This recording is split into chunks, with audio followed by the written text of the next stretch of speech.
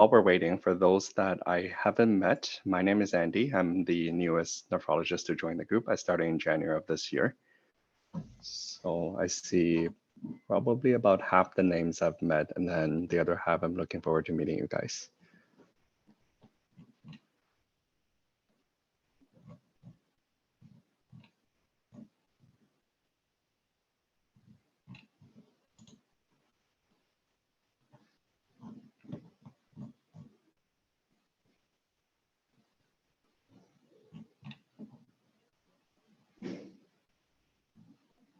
We'll give it another minute, and whoever shows up or not will start around that time.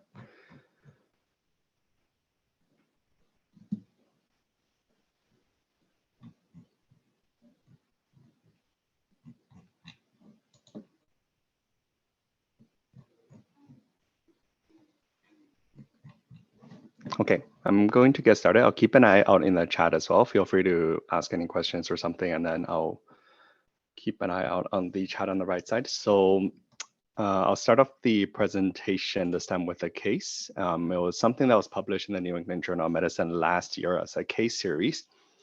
And so it's a 75 male who presented to the hospital with a pruritic rash for about 4 days, some constitutional symptoms with malaise and weight loss over a 2-month period.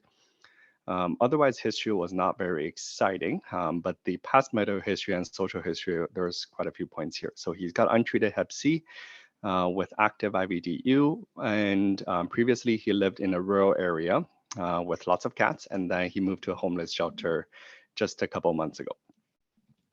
And the picture on the the picture on the right is the rash that was presented in the case report. He's got a systolic murmur in the right upper sternal border. Vitals are not very exciting. CBC looks okay, but creatinine is 200. We don't know what the baseline is.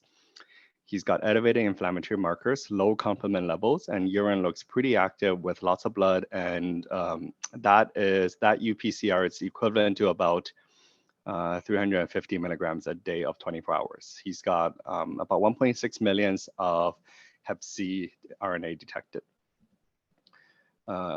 Serological investigations, negative ANA, negative anti-strep titers. There's a pretty positive rheumatoid factor with some positive SSA. Serum cryo was negative, as that was part of the suspicion, and then the echo showed a aortic regurgitation. We do not have any previous to compare with. Blood culture was negative. They did a biopsy of the skin, which confirmed vasculitis. They did a kidney biopsy, which confirmed immune complex GN with some crest information. There was lots of antibody lighting up on the immunofluorescent, which was predominantly IgA in nature. So with all these together, the medicine team at that time diagnosed with Hep C associated cryovasculitis and initiated treatment for him. So they felt that the cryo levels may have been a false negative, as we'll get to later in the slides. It's relatively high depending on a lot of it, it's a very technically challenging laboratory analysis. They started him on steroids and started treatments for hepatitis C. Creatinine improved from 200 to 150 on discharge, and then he was to come back 2 weeks later for rituximab infusion. So that leads into the presentation today about cryoglobulinemia. It's a relatively uncommon condition. So the picture on the right is actually the serum sample with the cryoprecipitate on the left. And where's my mouse? Oh. So unfortunately, I don't have good pointers. The picture on the left is with a cryoprecipitate, and then the picture on the right is with the serum warmed up, and then everything disappears. So this is a little bit about the history of cryo. It was first described about 80-something years ago in 1930, and Wintrope was the first person to detect it. He was actually looking at some serums in a patient with myeloma, didn't finish, left it in the fridge, and came back the next day. He saw something funny in the serum and decided to do further testing. But this was where it was first described. About 15 years later, Lerner and Watson sort of used the term cryoglobulin to describe these proteins that come out under cold temperature, but they disappear when it's warmed up to body temperature. And then another 15 years later, Los Paluto sort of used the term mixed cryoglobulins that was the first time it's used. And then another 5 years later, Meltzer, for those that have heard about the Meltzer's triad, first described the clinical implication in a case series identifying patients with cryovasculitis. And then there was a relatively big case series in the mid 70s that had almost just under 100 cases that actually was the start of the modern classification in terms of type 1, 2, and 3 cryoglobulin. And that we're still using to this day. In the late 80s was when Hep C was first discovered. And then in 1990, Hep C was actually identified. Now, how Hep C was associated with cryo is actually very interesting. I think it was in the New England Journal commentary section, there was a few exchanges between a couple of physicians, and that eventually led to the discovery. I think some of the ID docs can correct me on that one.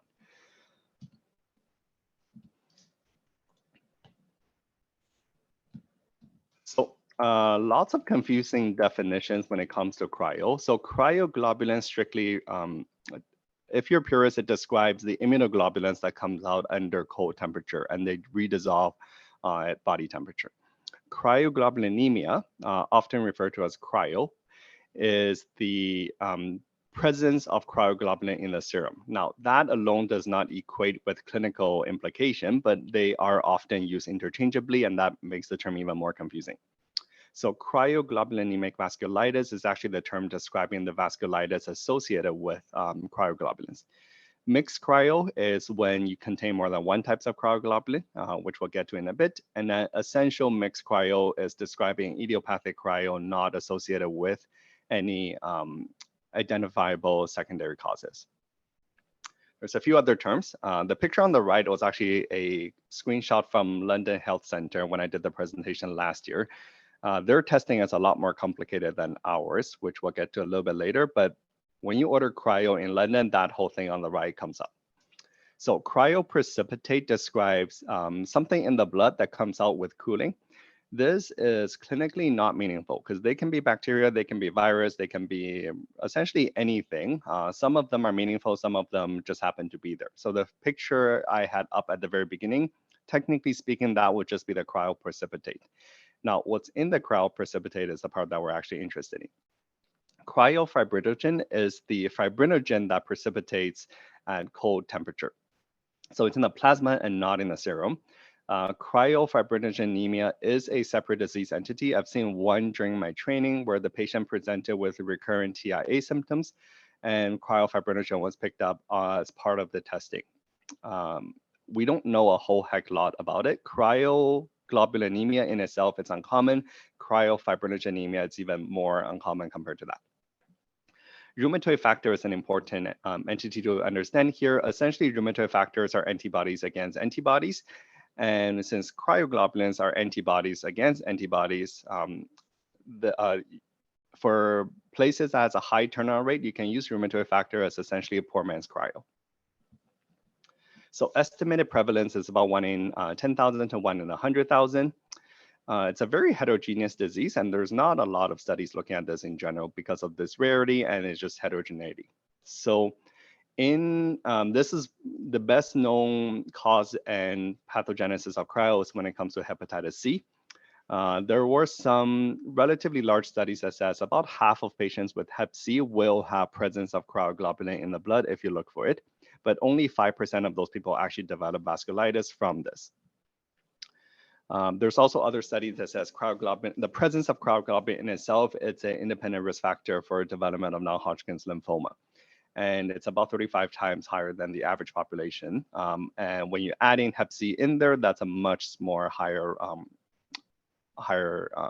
risk factor as well. So this is the classification that came up in the mid 70s that we're still using to this day. So type 1 cryo describes a single type of immunoglobulins. It's about 15% of the time. The clinical manifestations predominantly hyperviscosity syndrome. So the higher the cryo, the more the symptoms, the lower the cryo, the lower the symptoms. And the disease association is mostly with lymphoproliferative disorders. Now, the speed of precipitation is usually within 24 hours. Type 2 and 3 cryo are what's considered mixed cryoglobulinemia. Type 2 is more common. They describe different types of antibodies against different antibodies. The clinical manifestation for these are mostly vasculitis symptoms. The rate of precipitation is intermediate for type 2, about 2 to 3 days. For type 3, it can take as long as 7 days. And we'll get to this a little bit later. This is where some of the laboratory false negatives comes in. In terms of disease association, it can still be associated with lymphoproliferative disorder, but infection and autoimmune diseases come up in this category. In terms of the pathogenesis, this is sort of mostly theoretical. There's some sort of immune stimulation, whether that's infection, connective tissue disease, or cancer that leads to these overproduction of immunoglobulins with cryo properties. And then you form immune complex. Now, when you have the physical obstruction of blood vessels, that's where you get the hyperviscosity syndromes. And when you have immune complex deposition leading to inflammation and complement system activation, that's where you get the vasculitis. And there's some sort of deficiency in getting rid of these immune complex that leads to them building up and causing more symptoms. In Hep C related cryo, this is where the condition is best described. So the theory is the Hep C virus stimulates some sort of B cell activation and proliferation through the CD81 marker, which triggers B cell transformation and production of autoantibodies. And what you get produced at this point sort of gives you the different type 2 versus type 3 cryoglobulinemia. And then immune complex formation will lead to deposition at an organ. That could be in the skin, in the kidney, in the joints, or different areas. And the activation of the complement system is what causes the clinical vasculitis. And in the kidney, they're not very well clear, so they get trapped and then they start building up. So the renal manifestation is relatively common in this disease entity. In terms of the etiology for type 1, it is almost always related to some sort of lymphoproliferative disease. B cells be involved as they eventually can turn into plasma cells with antibody production. So multiple myeloma, MGUS, and non-Hodgkin lymphoma are the most common association. In type 2 and 3 in mixed cryo, hepatitis C is the main one that you absolutely have to rule out just with the high disease association. Now, in theory, any infection can do this. Any sort of chronic infection can do this. In autoimmune diseases, the main one to rule out is actually Sjogren's syndrome. This one stands out a little bit more comparing to lupus, rheumatoid arthritis, but again, any autoimmune conditions can do it. B cell lymphoproliferative disease can do this as well, but at a much lower rate. So the best studies that I was able to find is the CryoVas. I believe it's a French study. It's a European study that has a registry of cryoglobulin and cryoglobulin vasculitis across a couple of centers. And they published a few reports over the last few years, mostly from 2012 to 2016, describing the different types of cryo, the different testing, and the disease association. So of their studies, of the 64 cases of type 1 cryo, they identified 100% was associated with some sort of lymphoproliferative disorder, MGUS being almost 50%, and then heme cancer being almost the other 50%. In type 2 and 3, they were not able to identify a disease association in half the time, but of the other one, in type 2 and 3 non-Hep C associated, half of them are determined to be primary and essential cryo, and then the other sort of about a 30-20 split between connective tissue disease and hematological malignancies. And again, Sjogren's stands out as the most common connective tissue disease related to cryoglobulinemia. So this is another study in 2019 that looked at a registry of about 1,700 patients. And again, what I just want to point out is in type 1 cryo, they are essentially completely associated with some sort of hematological issue, with MGUS making up about 2/3 of this. And in mixed cryo, Hep C makes up a vast majority of these patients as well. In terms of the clinical presentation, it's separated into hyperviscosity syndrome and vasculitis. In type 1 cryo, it is mostly hyperviscosity syndrome. So very similar to people with acute leukemia, where you have hyperviscosity syndrome. The higher the amount of cryoglobulin, the more likely the symptoms are, and then the more indication it is for treatment. So skin is common. TIA and stroke-like symptoms are relatively common. Kidney involvement is relatively uncommon, but you can have essentially thrombotic issues of the kidney. Vasculitis can be the result of type 1 cryo, but they are relatively uncommon. Mixed cryo in type 2 and 3 is where you hear about the Meltzer's triad. So joint constitutional symptoms and skin involvements are very common. You can get peripheral neuropathy from this. In terms of the renal involvement, you tend to have a membranous proliferative pattern with hematuria, proteinuria, high blood pressure, and you can get AKI as well. In the pulmonary involvement, you can get alveolar hemorrhage, although not very common. And then in the gut, you can get mesenteric ischemia as well from both the complement activation as well as the hyperviscosity. Back to the same cryo survey. In type 1, they found skin involvement happens to be about 70%, joints about 45%, nerves about 45%, joints 30%, kidneys 30%. In type 2 and 3 cryo, they found skin, again, about 80%, neuropathy, half of them, joints and kidney, about 30-40%, and then the other systems are relatively uncommon. In terms of diagnosis, there's sort of three key, the first part will be about the laboratory side, which is where this gets very challenging. So essentially, any mistakes in these parts can result in a false negative testing. That's why oftentimes you do need to repeat the sample multiple times to get the positive result. Having a negative result with a strong clinical suspicion doesn't necessarily mean there is no cryoglobulin. So in the collection phase, which is the first box on the left, everything needs to be done at room temperature. If this is cooled down to, everything needs to be done at body temperature. If this is cooled down to room temperature, you could potentially lose a lot of the cryoglobulins just from there. So you collect the blood in a 37-degree tubes, you pre-warm it, you're allowed to sit and at 37 degrees, and you take the clot out, and then you centrifuge at 37. So let's say hypothetically you let it sit at room temperature, the cryoprotein could end up in the clot, which already gets discarded, then all the other testing afterwards doesn't get you anything.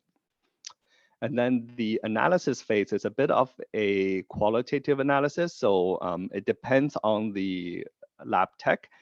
It's a visual inspection that they store the tube at 4 degrees, and then they take it out once a day, look at it and see if there's positive protein. If there is, they go on and do the quantitative analysis. Otherwise, once you've held the tube for long enough, it gets discarded. So depending on the lab tech, you can get some variations on this part as well. And they have to confirm that this is truly a cryoprotein, meaning when you warm it up, it goes back into, it gets dissolved again, and when you cool it down, it comes back. The quantitative assay there's two sort of ways it gets reported. One is a cryocrit, which essentially is the amount of cryoprecipitate that is present. 1% is considered to be positive, and the higher this cryocrit is, the more symptoms you get in terms of hyperviscosity.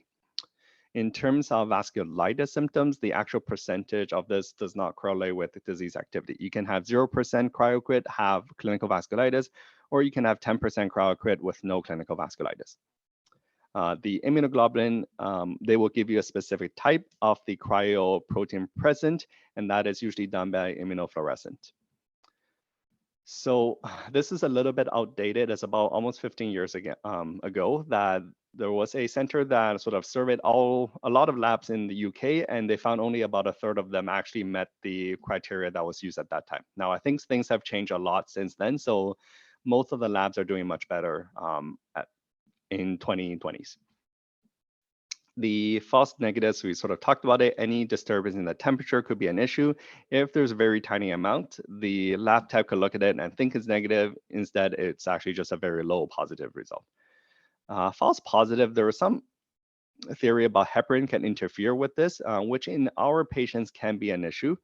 When I was in London, they actually had a rule of saying no heparin administration for 24 hours prior to collection. I don't think the same is at Scarborough, although I don't know how significant this false positivity rate is. Again, as mentioned earlier, the level of cryoglobulin does not actually correlate with vasculitis symptoms. Now, the processing at Scarborough is much easier comparing to the London ones. When I search cryo, essentially we have these two.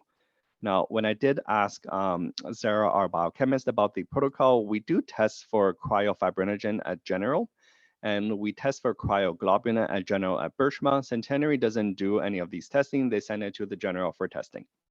So for cryoglobulin, our incubation period is about 2 days. If it's positive, then you need an additional 3 to 4 days for the immunofixation, and then the results will get reported in about sort of 6 to 7 days. Now, if it is negative, you will get a return turnaround time about 2 to 3 days. Cryofibrinogen, you should have a turnaround time about 5 days if it's positive or negative, since we don't do any cryotyping on it. So you can have 3 different things in terms of cryoglobulinemia. You can have the clinical symptoms, which we talked about earlier. You can have the serological positivity, which commonly you get positive rheumatoid factor, positive cryoglobulin, and low complement levels. And you can have the pathological correlation. So if you have all 3, then you have a diagnosis of cryoglobulinemic vasculitis. If you just have the clinical and the pathological diagnosis without serological findings, you still have a diagnosis of cryoglobulinic vasculitis, but it's a clinical diagnosis. And if you just have a positive serology, then you have cryoglobulinemia. And this may eventually sort of progress into clinical vasculitis, or they may stay positive and doesn't cause anything specifically. In terms of the renal disease, it's actually most commonly an indolent and progressive disease. The prognosis is generally good. Less than 10% ends up needing dialysis, but they can have a relapsing and remitting feature. Acute, rapidly progressive kidney failure happens in about 5% of the time. So back to the same CryoVas survey. In 2016, they did a review of all the renal involvements. They had 82 patients that had a biopsy-proven cryo, and they found Sjogren's was associated with 30% of the cases, hematological malignancy and up about 30%, and the rest had mixed cryo. Now, the number didn't add up to 100 because about 10% of patients had both Sjogren and some sort of blood issues. Of these 82 patients, again, 70% had skin involvement, 40% had neuropathy, 30% had joint involvement, which is pretty common to the numbers earlier. And the respiratory involvements are relatively uncommon, and low complement level is pretty common, especially C4. Clinically, most of them had high blood pressure. Many had some degree of proteinuria. About half of them had nephrotic range proteinuria. Almost 100% had blood, 5% needed dialysis. On biopsy, they essentially all had membranous proliferative pattern. You can actually see the cryoprotein in the biopsy about half the time. Some had ATN, some had other vascular issues. So some pictures about the biopsy in itself. On the light microscopy, they will be interpreted as an MPGN pattern. So the converse is when you see MPGN, you should start thinking about complement issues and other sort of relatively uncommon conditions as well. So on the black arrow on the right in the bottom picture is a picture of the cryoplug, which is basically the cryoproteins precipitating out into the biopsy, and they can actually stain for the PAS stains for immunoglobulins. And you can have features of leukocytoclastic vasculitis when you biopsy the, when you see in the blood vessels, which is also what you see in the skin. Immunofluorescent is predominantly complement and immunoglobulin mediated, and then occasionally you can get light chain involvement, not so much of IgG and C1q. C1q is very commonly seen in lupus. When lupus gets involved, C1q is a very common product there. And similarly here, you see mesenteric and subendothelial deposits. You can have, the main thing on the electron microscopy is you can actually see the organized deposits, which I don't think you can see it very well on this picture, but the pathologist is actually able to see these deposits that give a high suspicion for cryoglobulins. In terms of the treatments, there's no good consensus. So there's no RCTs, and everything is sort of expert opinion based on case studies, case series, and there's some recommendations. So for mild disease, his focus is on symptomatic control, and you can consider low dose steroid. If there is cutaneous only involvement, you can try some colchicine. And then for moderate and severe disease, the consensus, you do start some sort of immunosuppression. In Hep B, Hep C, and HIV related, it sort of depends on disease severity.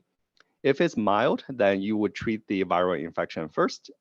If it's severe, you would consider starting immunosuppression even prior or at the same time of starting your antiviral therapy. The treatment duration is generally about 3 to 4 months. Now, when I was in London, there was a patient who, for whatever reason, had a relapse every 10 years, spot on. And when I saw him, it was his third relapse.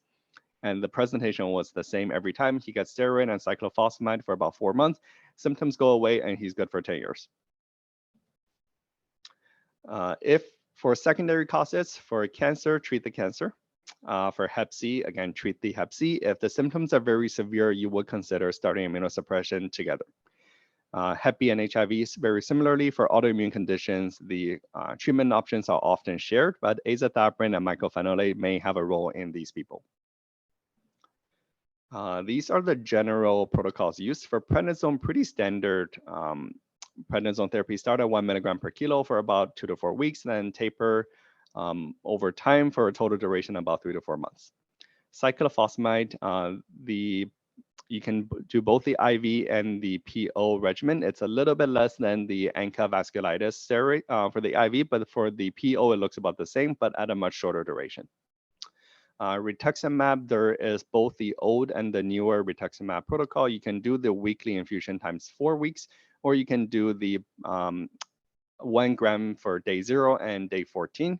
And then the one thing that has been reported is in people with Hep C and very high cryo levels, the rituximab initiation can actually form some sort of complex, and that worsens the disease at the very beginning. So plasmapheresis is something that can be considered in very severe cases, especially in very high cryocrit and people with very significant hyperviscosity syndromes.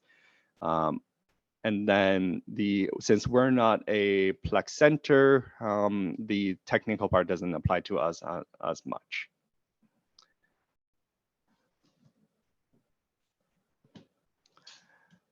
So these were the therapy that were involved in the cryo survey, and every single one of them had a steroid backbone, and then most of them had rituximab. There was better remission in the rituximab group compared to the cyclophosphamide group, which actually will probably be on the next slide. And in mixed cryo, this is where I was saying, so cyclophosphamide used about 40%, rituximab 35%, Plex was used about 20% of the time, and they actually did find a better long-term remission with rituximab comparing to cyclophosphamide. In terms of renal disease, the rates are pretty similar to the previous page. They found no initial response, but better remission in terms of the rituximab as they have more relapse in the cyclophosphamide group. Other treatment options for mycophenolate and azathioprine you can consider in connective tissue disease related cases. Belimumab is an anti-BAFF antibody, and it's being used right now actually strictly in lupus. BAFF is a TNF tumor necrosis factor family that triggers the lymphocyte proliferation and plasma cell maturation. So there's some clinical trial going on trying to look at this. When I checked yesterday, they were still in the recruitment phase. And then isatuximab, it is another biologic that's being considered. Again, that is also in the recruitment phase. And I see a question from Dr. Hasami. Can you give some tips on where to order the test to get the best result? The challenge in the community is many labs are not reliable when it comes to cryo. So 100% agree with that comment. For me, if there's so cryo is covered by OHIP, there is no fee association with it, the last I remember. If my suspicion is low, and then I would just send them to whichever lab they choose. And I would do a rheumatoid factor at the same time. In case rheumatoid factor comes up positive and cryo comes up negative, then it may be a flag to do additional testing. If my clinical suspicion is high enough, or I need them to do some other non-OHIP covered tests such as ANCA levels or anti-GBM, then I would just defer them to the hospital. I think at least that way we can get a more reliable testing. And at the hospital, at least you can get a little bit of consistency. If you do end up repeating it or you need to hold the test for longer, then we have our biochemist that you can speak to try and hold the incubation period for longer instead of just the standard 2 days. In terms of prognosis, Hep C itself it's okay for the first couple of years, but in the long term doesn't have great prognosis, and the cause of death is mostly infection related. For non-Hep C related vasculitis, the mortality is much lower, about 10% at a just over 4 years follow-up period. Again, cause of death tends to be infection related. So take-home message, cryo detection is very laborious, and there is nowadays better standardization, but again, depending on which lab you go to, you could have some variations in what you get. You may need to repeat the test a couple of times to get a positive result. Type 1 cryo, whenever you see this, always look for B-cell lymphoproliferative disease. Mixed cryo, always look for Hep C, but also do a screening for B-cell lymphoproliferative disease as well as connective tissue disease. And in terms of therapy, usually a steroid backbone and rituximab would be preferred over cyclophosphamide, but cyclophosphamide would work as well depending on the availability of rituximab. I don't think this is covered by ODB. You may need to get EAP approval, or the actual technical part I don't know too well. So I actually lost the slide. Sorry, I lost the slide. So in terms of the initial case presentation, I just want to follow up with the result. I'm going to pull up the other slide just to show you guys. Essentially, the patient went back to get the rituximab infusion, and they realized the creatinine has actually started to go up, and that his symptoms were starting to get worse. So